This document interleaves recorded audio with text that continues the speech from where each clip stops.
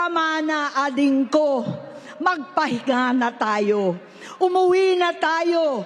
Magpagamot, magpagaling. At Oh, ito na. Wala nang kawala dito si Bungit. Bagsak na po dito si Bubuim.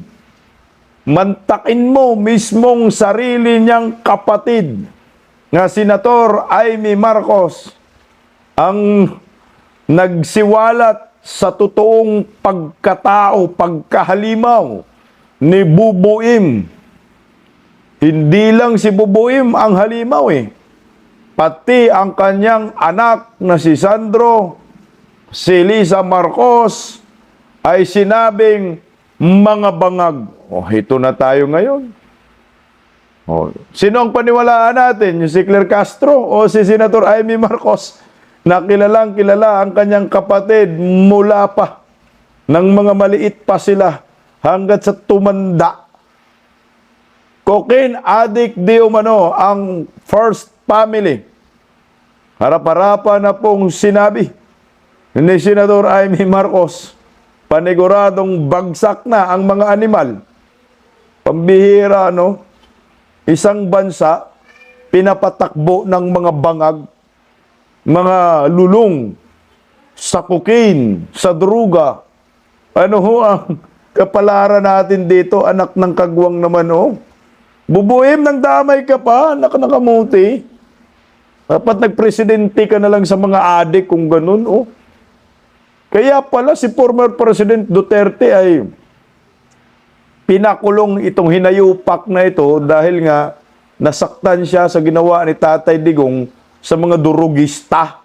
So ito na ang katotohanan dyan. Mismong pamilya niya, ate niya, ang nagkwento sa harapan ng rally ng Iglesia ni Cristo dyan sa Quirino Grandstand kagabi. Matinding pasabog po ito. Kaya ako sa akin, nagkaaligaga na ho sila ngayon. Hindi na po alam ng mga alipuris ni Bungit kung anong ang gagawin nila, pati yung first family.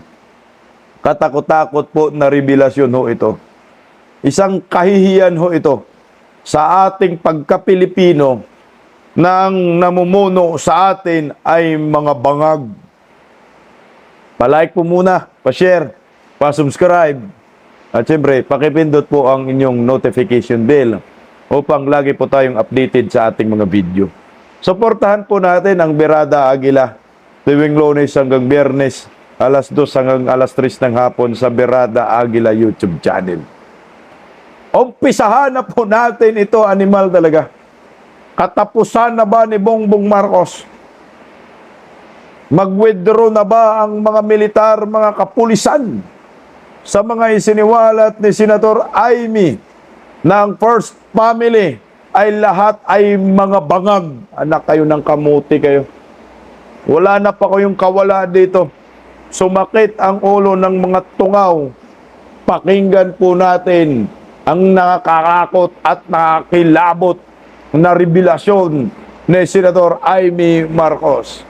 Alam niyo po, galit po tayo kay Senator Amy kasi tinagurian po nating manggagamit Pero sa pagkakataong ito, talagang humanga rin ako sa babaeng ito Kasi nga, kapatid niya, binanatan sa malaking entablado, milyong-milyong mga Pilipinong nasa harap niya at nakapanood sa buong mundo at international community.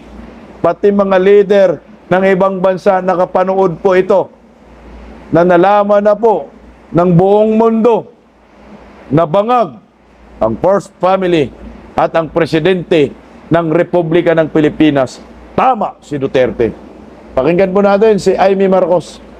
The one and only Senator Rodante Marcoleta. Dabing surprise to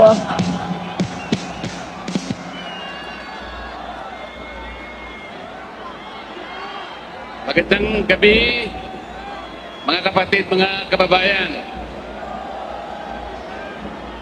Ako po ang magpapakilala sa inyo sa susunod na magsasalita. Siya po ay matagal kong nakasama sa House of Representatives. At ngayon ay kasama ko pa sa Senate of the Philippines.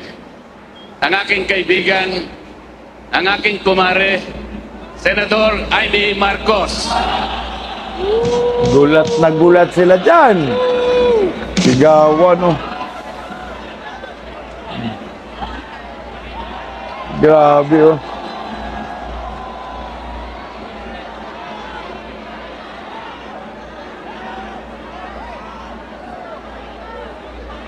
Magandang gabi po sa inyong lahat, mga mahal na kapatid. Ka-Israel, ka-Bien, ka-Erz, ka-Arnel, lahat ng ating minamahal na kapatid. Higit sa lahat ang classmate ko mula Congress hanggang Senado, Senador Manong Dante Marcoleta. Durog. Yari na. Napakahirap po ang pumunta, tumayo, at magsalita sa inyong harapan.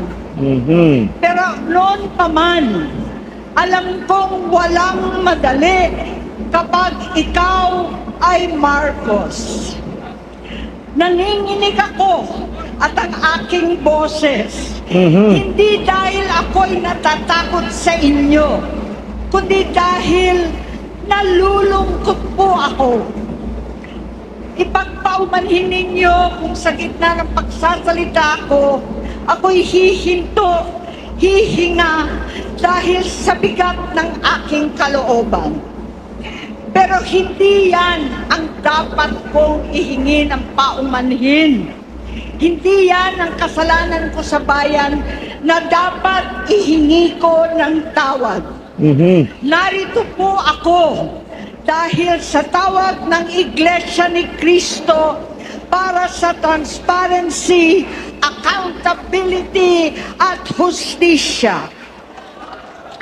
At dahil sa tawag ng sarili kong konsensya, bilang senador, bilang kapatid, bilang Pilipino. Bata pa lamang kami ni Bongbong. Patay. Alam na ng buong pamilya ang problema sa kanya. Okay, stop muna tayo dun.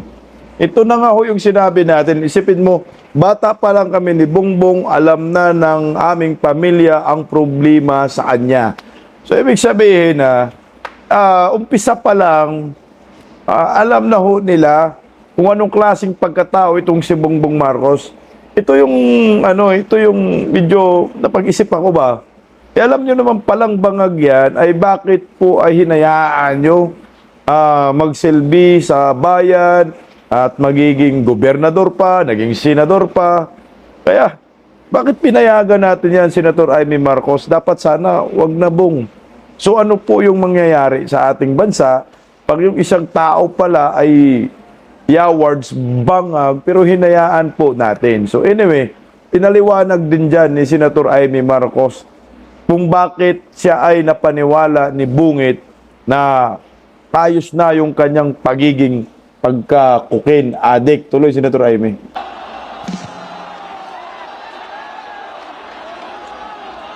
Sa totoo lang, mababasa naman ng lahat ang mga testimonya ng aking ama patungkol sa kanyang ugali at gawain.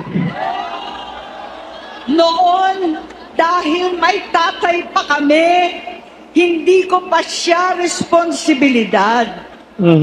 Noong tumatanda, ay mas naging nakakabahala. Mabigat na. Patid ko na nagda-drug siya. Utang ina, no? Grabe dyan. Intro parang binira na ni Senator Amy. Nagda-drug si Bongbong Marcos. Noon pa lang, alam na niya. So, pag tinignan niyo, no? Ako sa akin, nagulat ako dyan eh. Talagang binanatan na intro. Kung sa sigawan yung INC, siguro buong mundo nakapanood lahat nito. Mga Pilipino, mga OFW. Ito po, harapan na po sinabi ng kapatid ni Bongbong Marcos na si Senador Amy na nagda-drugs ang Pangulo. So, tama po. Si former President Duterte na si Bongbong Marcos, bangag noon, bangag pa rin po ngayon. Ito yung buhay natin eh. Alam niyo po, nakakagalit, nakakagigil eh. Putang ina, si Duterte galit na galit sa droga, tapos pinakulong ng drug addict doon sa dahig.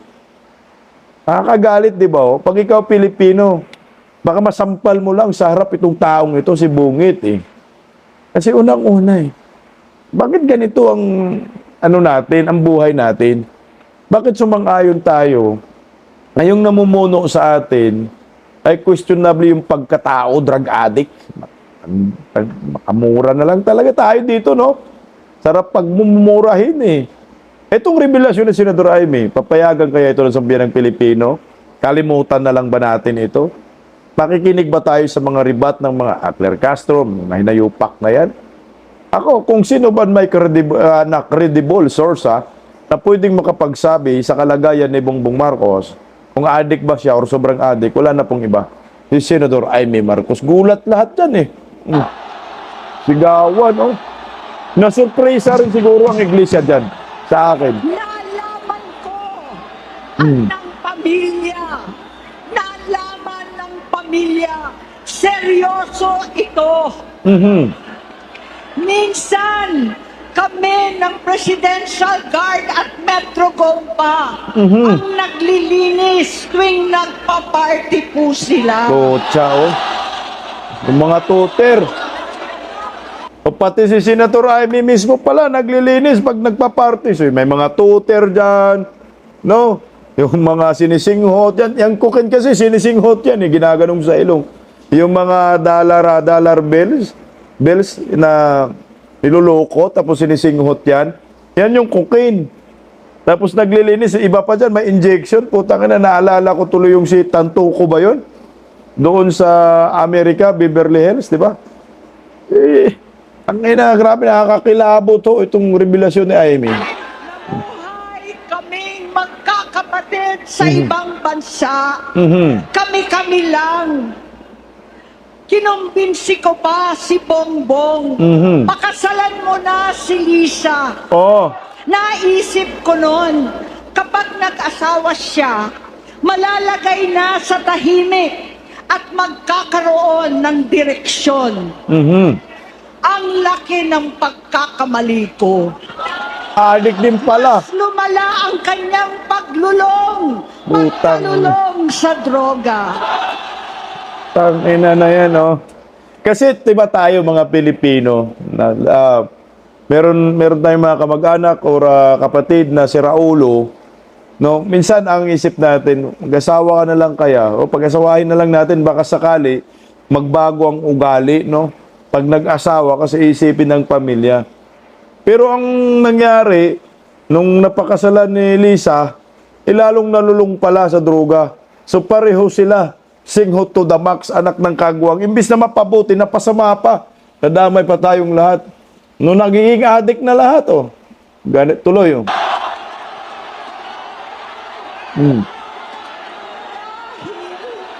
Parehas pala silang mag-asawa. Utangina, pareho bangag. Alam niyo po, dapat arestuhin na to si Bongbong Marcos sa akin lang. No, kung ang gobyerno natin, mga militar, mga kapulisan, utangina kung may awa kayo sa bayan kailangan yung arestuhin si Bongbong Marcos. Utangina, pinamunuan tayo ng addict. First family addict. Pati pala si Lisa, bangag din. Putangin na mukha pa lang, kitang-kita mo na Bangag na bangag. Tuloy, oh.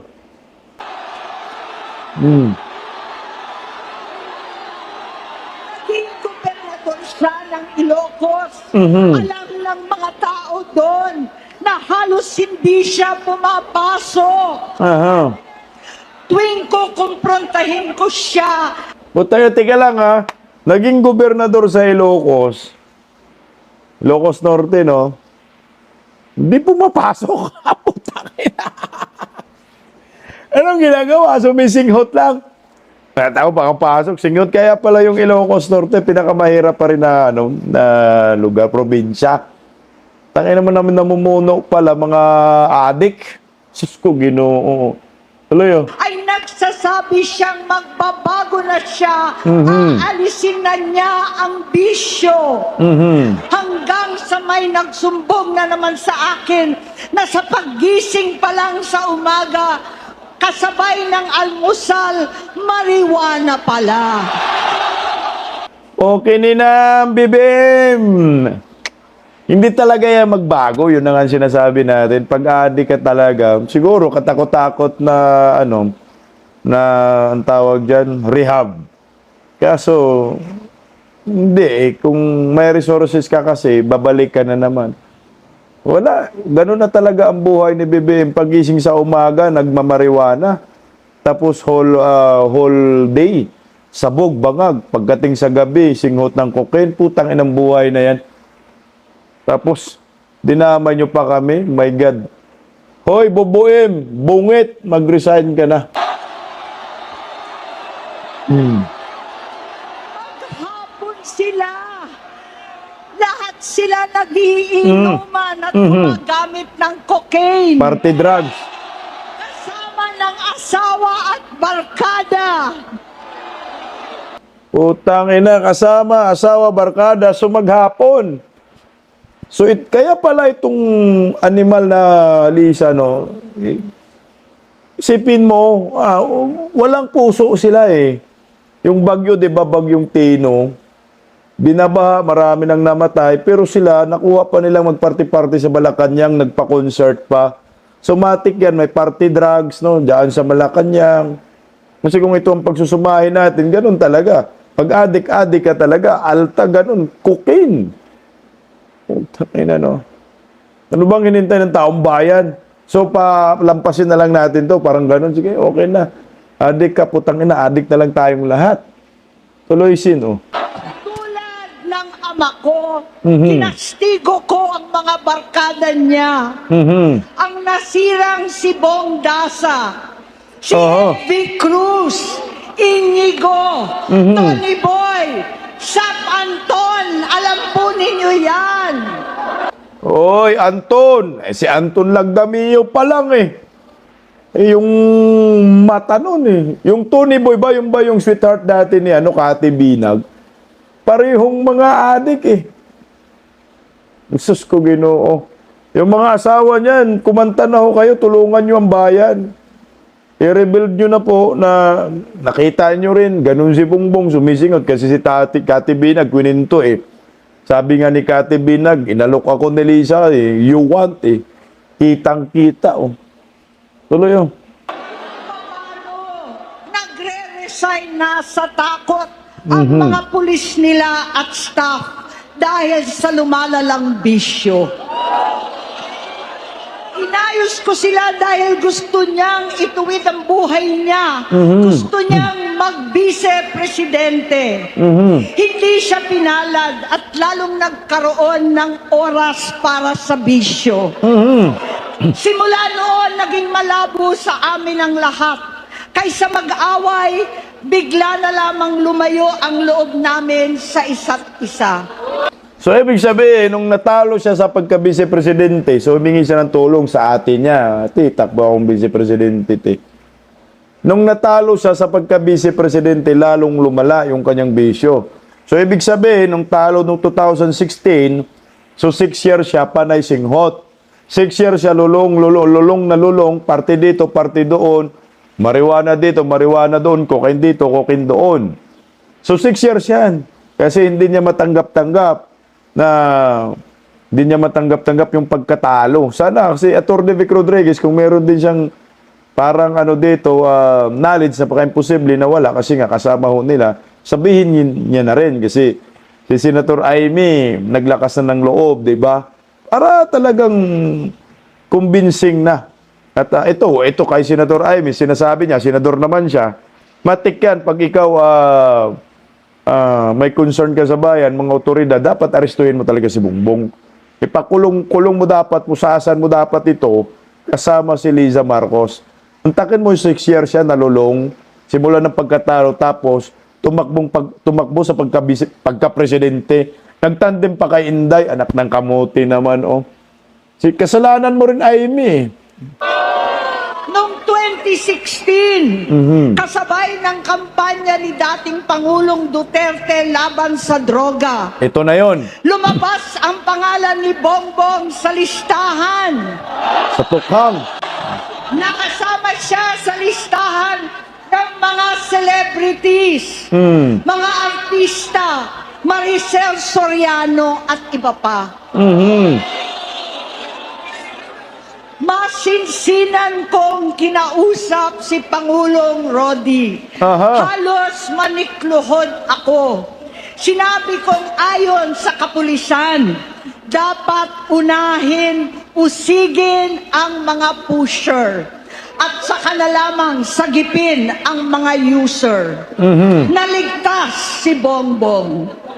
Labis ang takot ko at pag-aalala.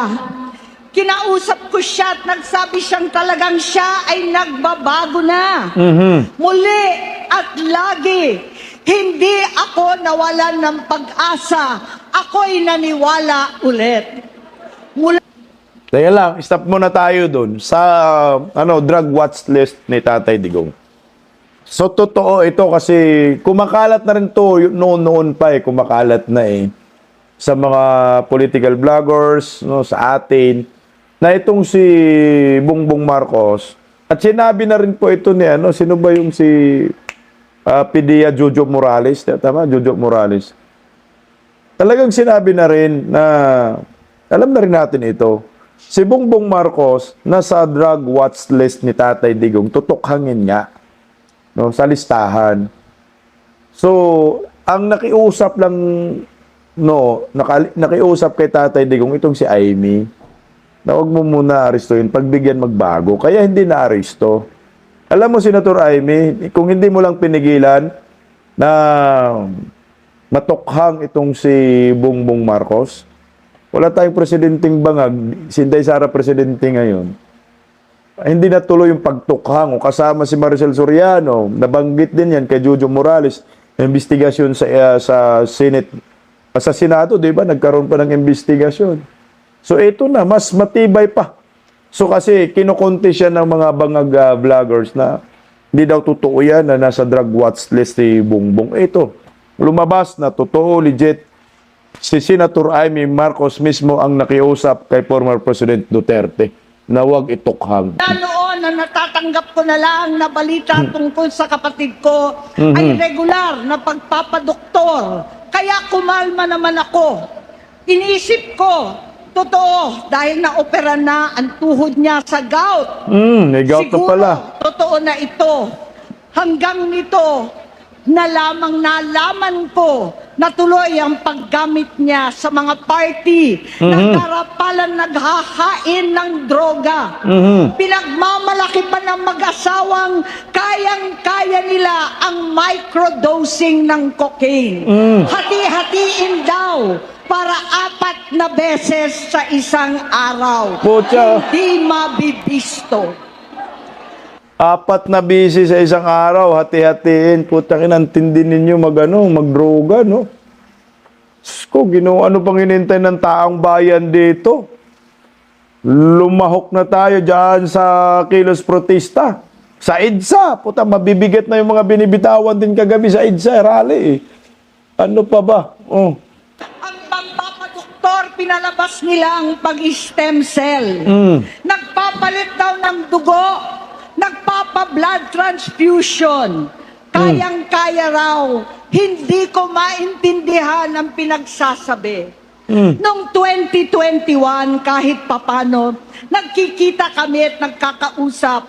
Sumamba siya sa akin, talagang hinintunan niya. Naniwala ako.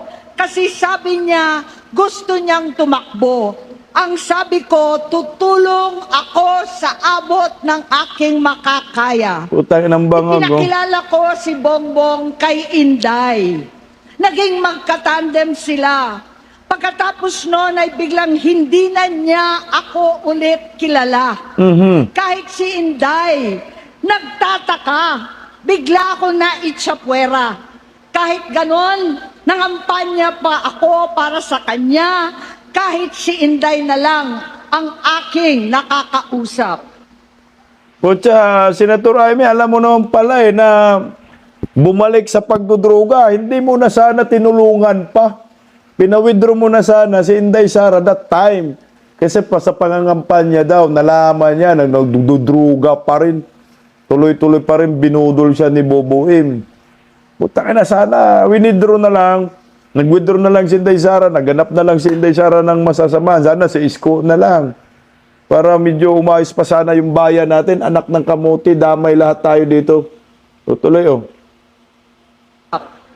Hindi ko alam bakit ako nakaban sa headquarters nila sa Mandaluyong. Hindi ko alam bakit walang nagre-report sa akin tungkol sa kampanya. Sa totoo lang, masakit mang aminin, nung dinidisqualify na siya, halos papaboran ko na sana dahil may nagsumbong sa akin mula sa kanyang campaign team na gumagamit na naman siya. Putragis na yan, oh. O, sipin mo, kasagsagan ang campaign period. No. Nalaman ni Senator Amy na gumagamit na naman ng druga. Hindi mo na sana tinulungan. Sana binaon mo na lang, pinadisqualify mo na lang. Para dapat ang ginawa nun ni Senador Amy, pinadisqualify na lang eh.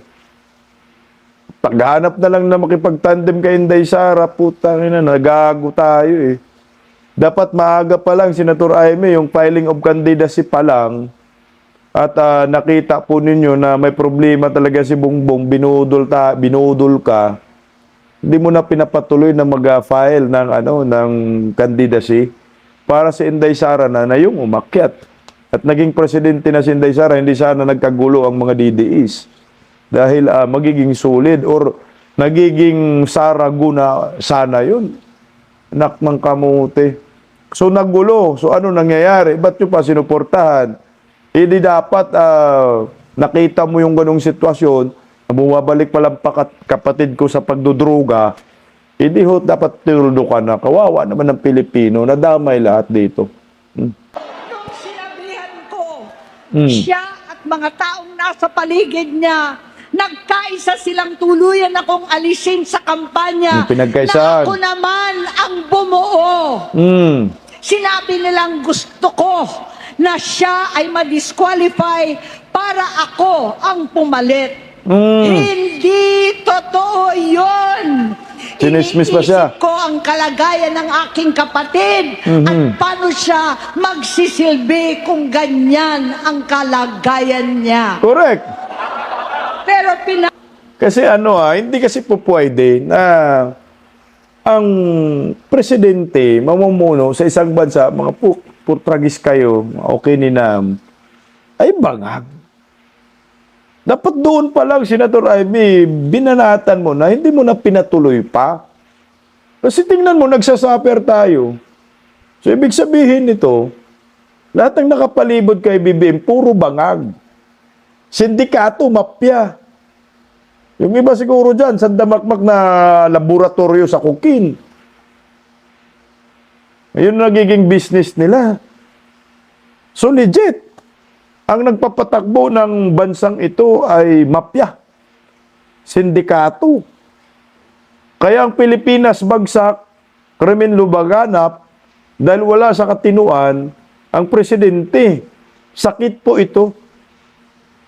Pag ikaw ay drug addict ka, may problema ka sa kalusugan mo, may health problem ka, na hindi ho po pwedeng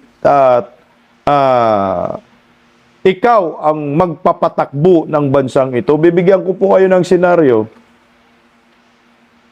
Alam mong addict yung driver ng bus. Alam yung bangag.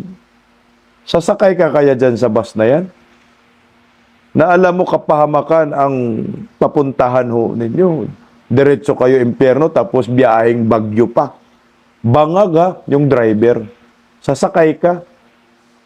Sira ulo naman pag sasabihin mong sasakay ka. Parang ganito lang. Ano ang mangyayari sa isang bansa kung ang leader ay bangag? Walang matino na pag-iisip ho ito. Sakit po ito. Nasa konstitusyon, pag may problema ka sa kalusugan, dapat kang mag-resign. At dapat mong lisanin ang opisina mo. Utangin na mga adik, magpapatakbo ng Pilipinas, anak naman ng kamote. Sira ulo na talaga tayo dito pag pumayag tayo. Tuloy po. Na parating sa akin na hindi siya lulong. At minsan na lamang tuwing nagpa-party, hindi ko maipaliwanag bakit gusto kong maniwala at hindi mawalan ng pag-asa. Noong nanalo siya, naging pinakamalayo na kami sa isa't isa. Maliban sa opisyal na tagpuan at kapag pumupunta yung nanay namin, hindi ako sumama sa loob ng 3 taon dyan sa Malacanang. Dahil lantara na doon ang inuman, ang paggamit nila ng cocaine at mga bawal na gamot. Utangin na, no, nagiging drug session yung Malacanang. So, tama yung sinasabi ni Pastor Kibuloy, may orje-orje pa dyan eh. So, party drugs. Puta, kaya tayo nagkaroon ng malalakas na dilobyo, yung mga lindol, kaliwat kanan, sunod-sunod. Dahil putang ina sa mga namumuno ngayon sa bansang ito, binaha, putang inang baha na yan, kaliwat kanan. Ito ay parusa sa ating mga Pilipino ng Diyos. Naputang ina, gumising kayo. Namumuno sa ating demonyo eh. Nagiging party session yung Malacanang, anak ng kamote. Ano ba? O ito nagaling kay Jaime Marcos. Yung Malacanang, ginagawang drug den. Yung Malacanang, ginagawang singhutan. Gamit ang kaba ng bayan. Kaya putang ina, pag mangurakot, sobra-sobra eh. Dapat ang mga militar, aristuhin nyo na si Bongbong Marcos. Mga kapulisan, NBI, PDEA, aristuhin nyo na si Bongbong Marcos. Ang first family dapat maaristo. Hindi nila bahay yung Malacanang. Yan ay bahay ng bawat Pilipino. Ginagawa ninyong drug din.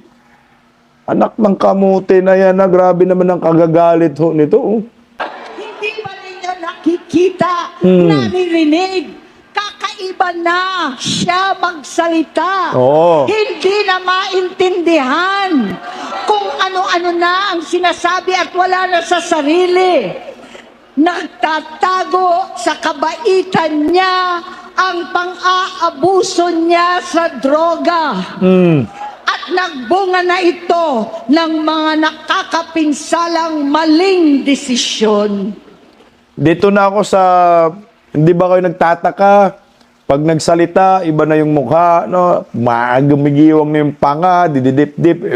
Nakakahiya nga sa international community.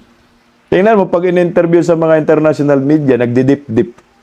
Tapos tumatawa bigla. Seryoso yung tanong, tumatawa. Putang, hindi ba kayo doon nagtataka? Ako sa akin, hindi naman siguro tayo mga bangag, hindi naman siguro tayo mga tanga, hindi naman siguro tayo mga ugag, mga ubog. Makikita mo lang, mukha pa lang eh. Halatang-halata na. Ang aga-aga. Ay, putang, naglalak ang panga. Tuloy oh. Hinayaan niyang kumilos ang mga nakapalibot sa kanya. Yung mga umaastang presidente habang nilululong siya ng mga ito. Hindi na kami nagkausap. Sa harap ng publiko, pinipilit kong magmuka kaming maayos. Pero wala na kaming koneksyon. Potsang ina, no, parang nilululong talaga, no? Yung mga nakapalibot kay Buboy, mga sindikato. Yun yung mga umastang presidente, kagaya ni Bunying, yung Remulla Brothers, di ba? Tsaka sino pa ba? Si Tambaloslos, Martin Romualdez. Kaya siguro si Buboy, hindi niya kayang-kayang pakulong si Martin Romualdez. Si Martin Romualdez, alam niya kung anong pagkatao ni Buboy. Utang ina, nilululong ng mga nakapalibot eh. Si Bersamin ngayon, nag-resign na, di ba? Si Tina, nag-resign na. Ay na, magsisilbi kayo sa demonyo, mga tanga kayo eh. Magsisilbi kayo sa drug addict. Yan yung, ano ngayon, yun yung nagiging problema sa ating bayan. Kasi mismong namumuno eh. Lulong na lulong. Nilasing na ng mga gago eh. Si BBM sa droga. Kaya sila nagpapatakbo sa Pilipinas. Hari na hari sila ngayon. Hindi ko hinihiling na maunawaan ninyo ako, lahat kayo. Sa palagay ko, ang makakaunawa lamang sa akin ay ang mga pamilyang may pinagdaanan sa adiksyon. May pamilyang Sa adik. inom, sa sugal, sa alak, sa bisyo, higit sa lahat, sa droga. Pag hindi ko siya nakakasama, buong aking loob na ipasok sa institusyon, ipagamot, iparehab ko na yan. Pero tuwing maghaharap kami noon, hindi kaya ng aking kalooban na gawin yon. Tuwing magsasabi siya sa akin na magbabago na siya, hindi ko siya kayang tiisin. Ito yung mali dyan. Iparehab ko na yan, ipagamot. So, ibig sabihin, hindi po dumaan sa rehabilitation si Bongbong. Mantakin mo yan, tapos naging presidente pa natin. So, hindi talaga magbabago yan, Senator Amy. Ako nakaka-relate ako kay Senator Amy. Ito, papaliwanag ko sa inyo. Ito mas matindi pa, no?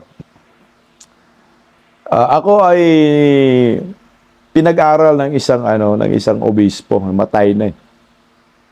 Yung obispo na yon, siyempre doon ako tumira sa bahay nila. May kapatid siyang adik. Babae yun babae. Grabe ako nagsusumbong. Alam mo yung ginagano, yung tutor ba yun? Ano ko yan, ako yung parang ako yung nagsiserve sa kanya, pero hindi ako sumisingot.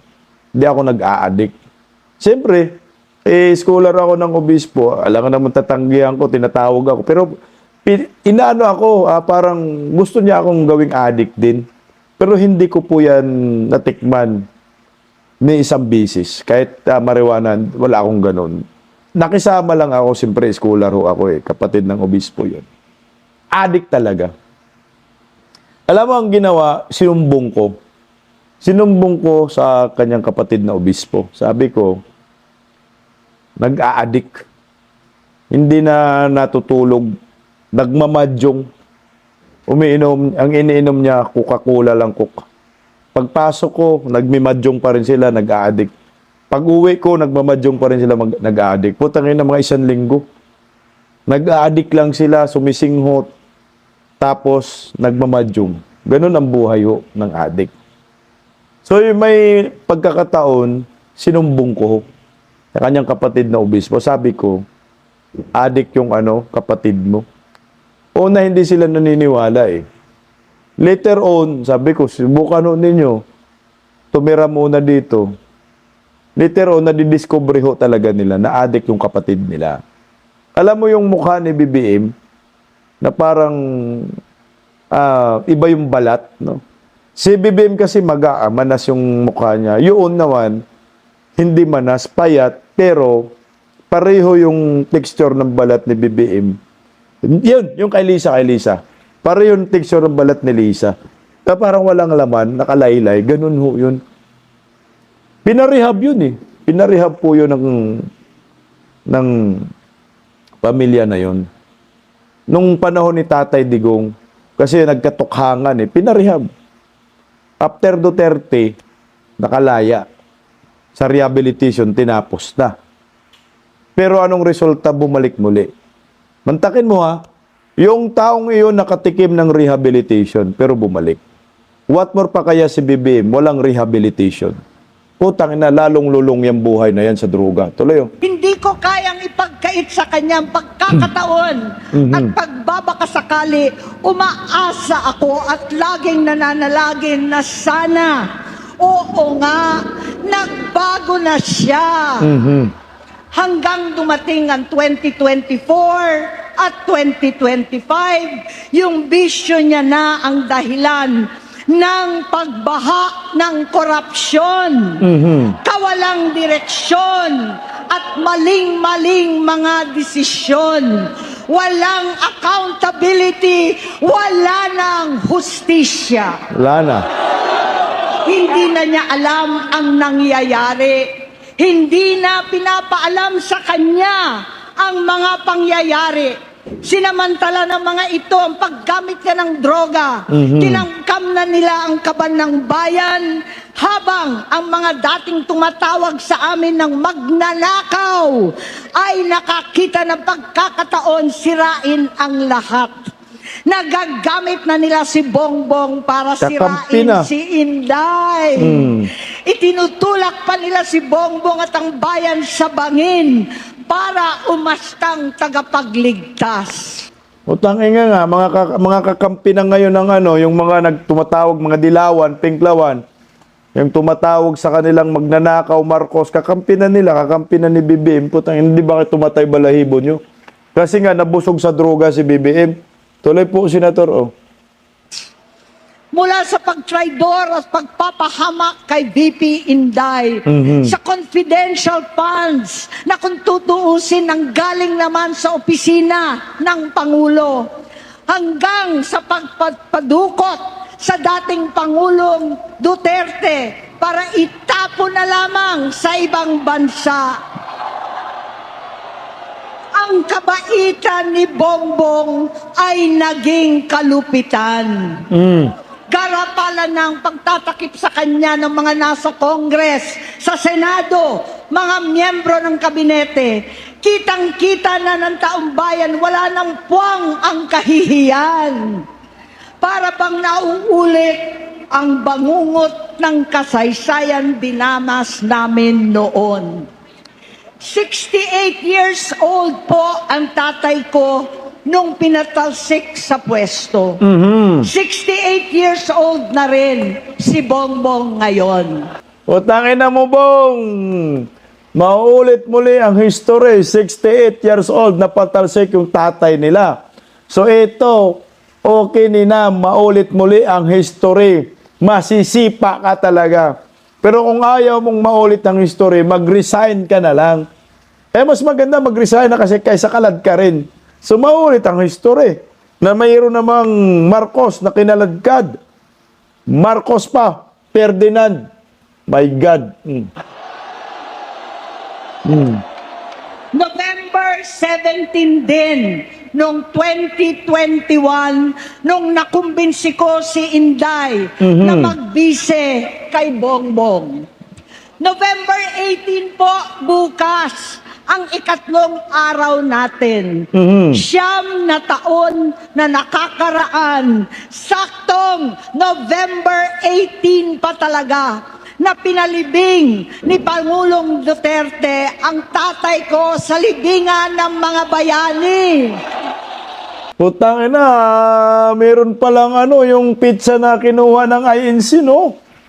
Merong mga historical event ang kinuha ng November 16, 17, 18. November 17, nanligaw si Marcos kay Inday Sara. November 18, pinalibing si Marcos Sr. sa libingan ng libingan ng mga bayani, ng mga Duterte. Putang ina, no?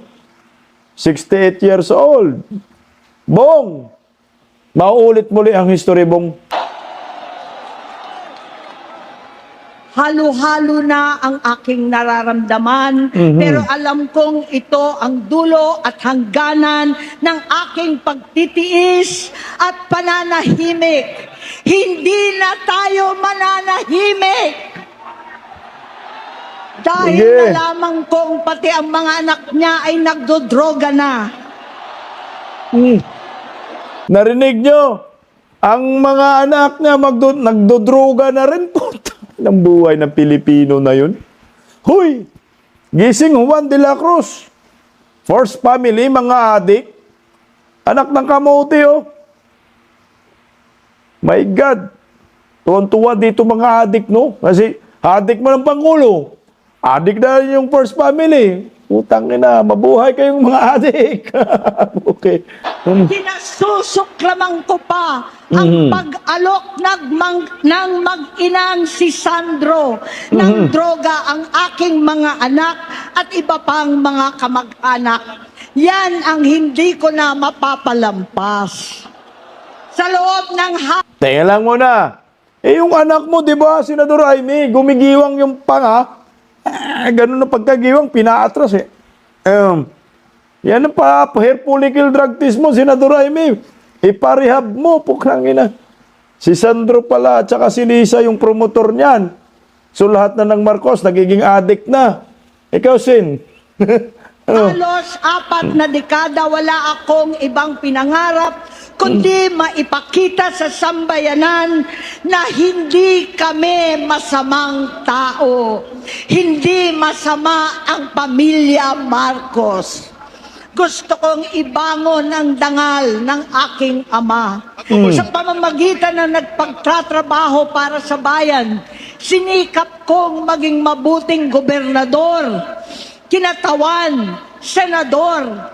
Hindi ako halos nagpapahinga para makapag-iwan sana ng legasiya na kapag sinabing Marcos, nabawi na namin ang tingin sa nakaraan. Ngunit sa kagustuhan kong maging responsableng anak, matupad ang pangako ko sa aking ama, nabigo akong maging mabuting kapatid. Naging mahina ako kay Bongbong. Sa kapulisan at sundalo, sa lahat ng mga leader at tagapagpatupad ng batas, siya ang Pangulo natin ngayon. Sinabi ko kung anong kalagayan niya ngayon. Tulungan niyo akong mapabuti ang kanyang kalagayan. Tulungan niyo akong matulungan siya. Hindi niya ako kalaban. Ang kalaban niya ay ang sarili niya. At nadadamay ang bansa sa laban na yan. Bilang senador at lingkod bayan, batid ko ang mga problema at gaya ng bayan, alam ko rin ano ang solusyon. Sa pagkakawat... Okay, tingnan mo ha. Ang mga militar dito, malaki yung papel nila dyan. Si Amy Marcos, kapatid niya yan, si BBM. Alam niya ang pagkatao niyan. Walang question dyan. Senador yan. At alam na rin ng taong bayan. Humingi isang tulong si Senator Amy. Hindi lang para sa pamilya nila. Hindi lang para kay Bongbong. Kundi para sa taong bayan. Na ang dapat gawin dito ng mga militar, arestuhin si Bongbong Marcos. Arestuhin. Yan ang tanging paraan para matulungan tayong lahat, mga Pilipino. Utang ina, drug addict yung presidente. Arestuhin ora mismo. Kasi pag hindi po ninyo yan inaresto, ibig sabihin, okay lang tayo na addict ang namumuno sa ating bansa. So anong patutunguhan natin? Di papuntang impyerno, tuloy yung watak, patuloy na pamumulitika, pagnanasa sa kapangyarihan ng mga talunan naman, kaguluhan sa Mindanao, alanganing gyera sa China at Estados Unidos, kawalang pananagutan sa flood control scam, karapalan, takipan, panggigipit sa hindi kaalyado, pagkakanulo sa kapwa Pilipino, pagdakip sa dating Pangulong matanda't may sakit upang ihagis lamang sa bansang dayuhan, pagsadsad ng piso, paglaganap ng gutom, paghihingalo ng ekonomiya, at pagsasawalang bahala sa taong bayan. Ang delubyo at kalamidad na nagdudulot ng parusa, ang korupsyon na nauwi sa kawalan ng tiwala at hustisya sa Pilipinas, sa kanyang pamahalaan, lahat ng yan ay masusolusyonan kung ikaw, aking kapatid, magsaayos ng iyong sariling kalusugan. utang ina, health problem nga eh. Hindi nga kasi pwede sa ating batas, kahit saan pa naman, na yung presidente natin addict. Yung may problema sa kalusugan ito, addict eh. ano po ang mangyayari sa bansang ito? Kahit anong bansa. Yung ibang bansa nga po, tangina death penalty. Yung parusa sa mga adik eh. Tapos ngayon sa atin, yung namumuno, adik, putang ina, anong mangyayari sa bayang ito? Tuloy oh. Kapag humupa ang ingay sa politika, kapag umuwi na kami sa aming pamilya, hindi bilang senador, kundi bilang ate, bilang si Manang Amy ni Bonget. Kaya itong sasabihin sa harap ng taong bayan, sa harap ninyong lahat at sa harap ni Bongbong. Bonget, magtatatlong taon na tayong hindi nagkakausap. Tatlong taon ko nang sinusubukan muli na ako'y pakinggan. Siguro ngayon ay makakariting ng buo ang gusto kong sabihin. Walang mababawasan, hindi madadagdagan. Bongbong, nag-aalala sa iyo si Manang. Tuwing nakikita kita sa TV, gusto kitang puntahan. Napakalaki ng pinagbago mo. Itsura, pagsasalita, takbo ng pag-isip. Minsan, napapatanong ako sa sarili ko, ikaw pa ba yan? Adik na yan, ma'am. Putang ina yung mukha kasi may malaki talaga ang pagbabago ni nagtatransform si Bongbong. Alam mo yung parang halimaw ba no? Biglang nagtatransform. Parang matinong yung normal na mukha, anyo, tapos biglang nagtatransform. Sa gabi nagiging vampira. Parang transformer eh. Yun yung mukha ni BBM ngayon. Panga, naglalak, kapag nanalita, iba na, didip-dip, putang, sira ulo man hindi nakapansin lang. Si Bongbong ba talaga yung nakikita ko? Pero ako, ading ko, ako pa rin ito. Ako pa rin ang ate mo na tumayong ama't ina sa inyo sa ibang bansa. Ang kasama no sa sumubok na sanggain lahat ng sakit para sa iyo. Ang kapatid mo na hindi mo kailangan hingan ng tawad dahil agad ka nang iniintindi at tatanggapin dahil mahal kita. Nasa Bagong Tipan, kay Lucas, Kapitulo 17, versikulo 3 hanggang 4. Kung magkasala ang iyong kapatid, sawayin mo siya. At kung siya'y magsisi, patawarin mo siya.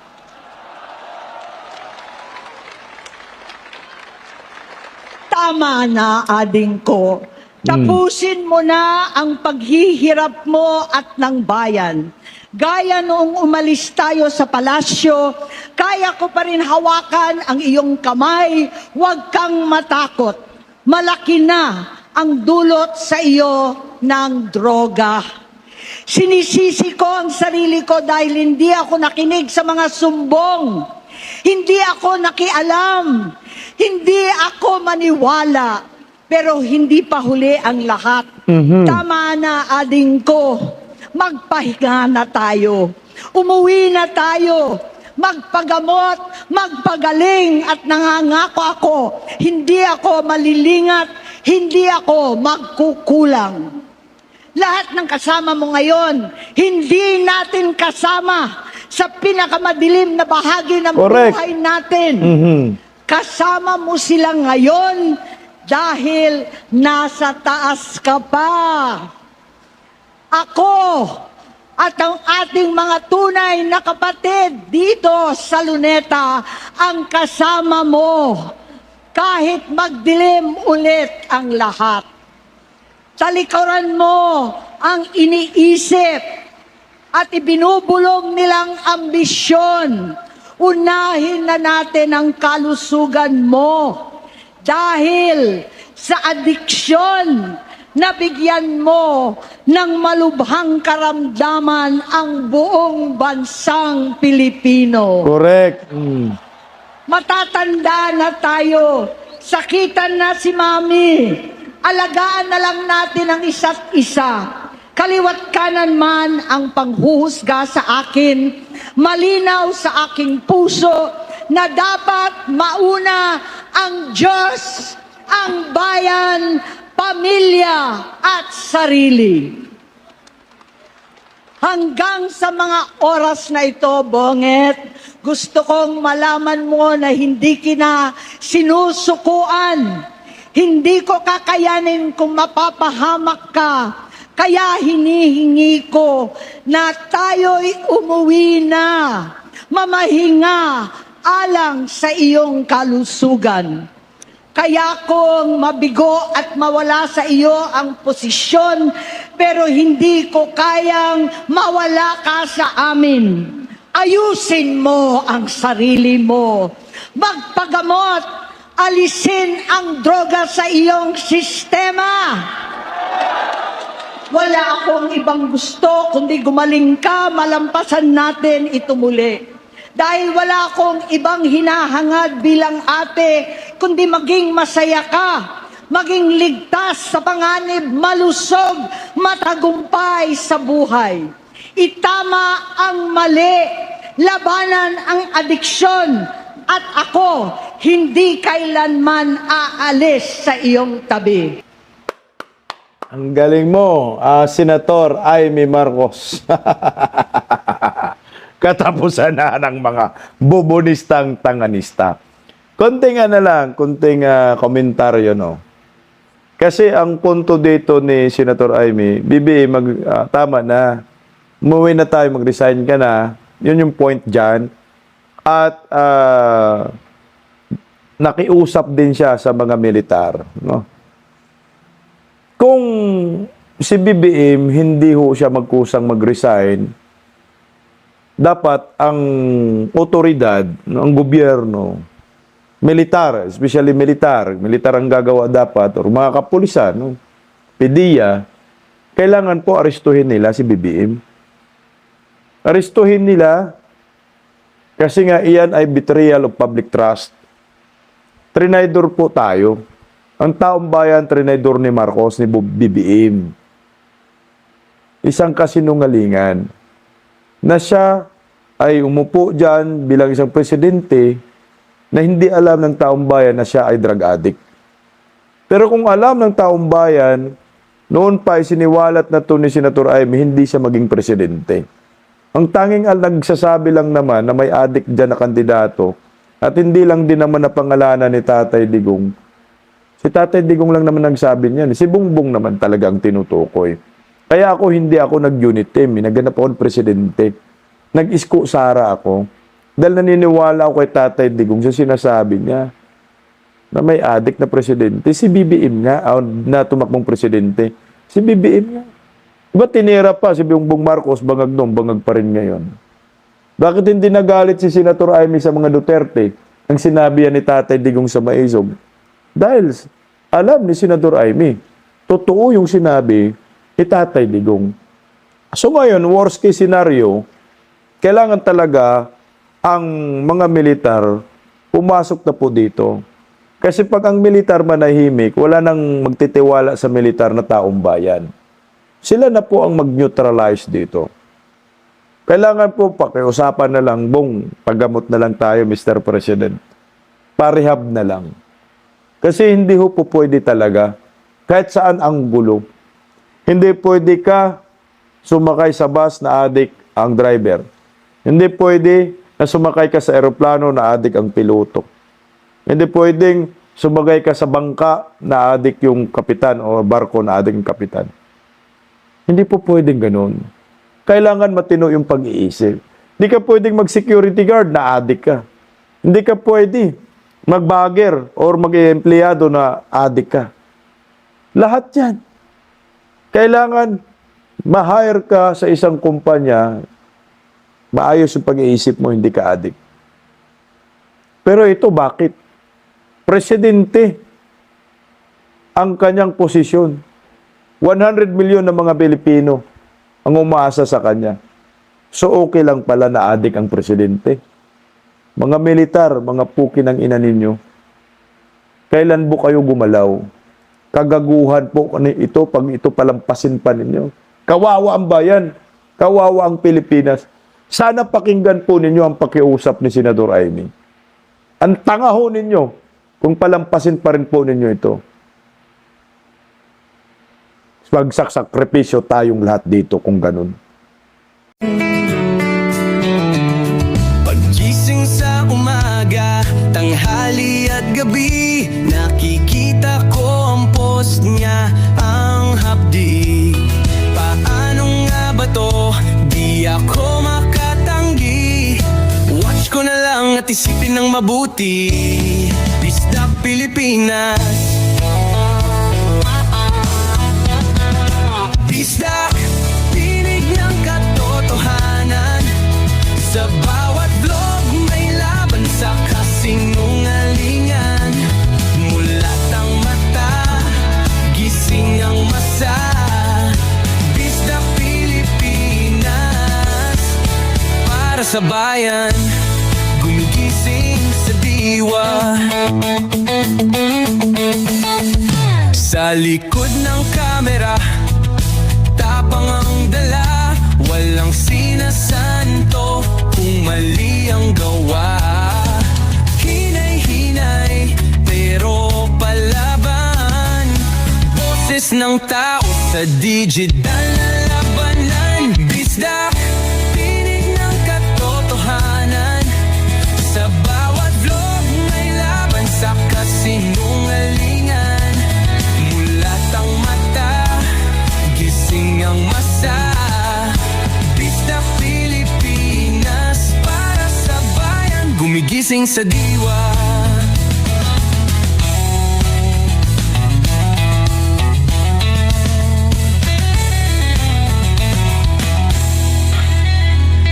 Hindi artista, hindi politiko, pero ang katotohanan, sigaw niya ay buo.